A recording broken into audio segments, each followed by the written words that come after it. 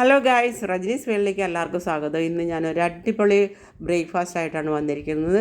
നമ്മളുടെ വ്യൂവേഴ്സിനെല്ലാം health നോക്കുന്നവരും diabetic ഉള്ളവരൊക്കെയാണ്. അവർക്ക് പറ്റിയ ഒരു ഇതാണ് 5 മിനിറ്റിനുള്ളിൽ തയ്യാറാക്കാം.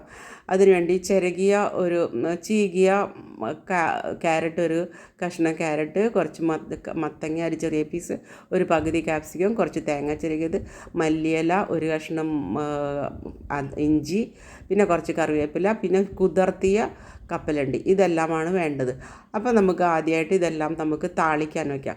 താളിക്കാനായിട്ട് ഞാനിത് ഒലിവ് ഓയിലാണ് ഞാൻ ഉപയോഗിക്കുന്നത്. സ്റ്റൗ ചൂടാക്കി ചീഞ്ചട്ടി വെച്ച് അതിനകത്തേക്ക് ഒരു 1.5 സ്പൂൺ ഒലിവ് ഓയിലാണ് ചേർക്കുന്നത്. ഒലിവ് ഓയിൽ ഇല്ലാത്തൊരു വെളിച്ചെണ്ണ ആയാലും കുഴപ്പമില്ല, നെയ്യായാലും എണ്ണയായാലും എന്തായാലും കുഴപ്പമില്ല. ഒരു 1.5 സ്പൂൺ മതി.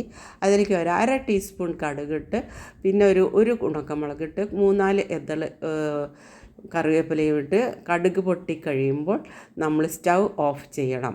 അത് കഴിഞ്ഞ് നമ്മൾ ചീകി വെച്ചിട്ടുള്ള എല്ലാ വെജിറ്റബിൾസും അതിലേക്ക് ഇടാം.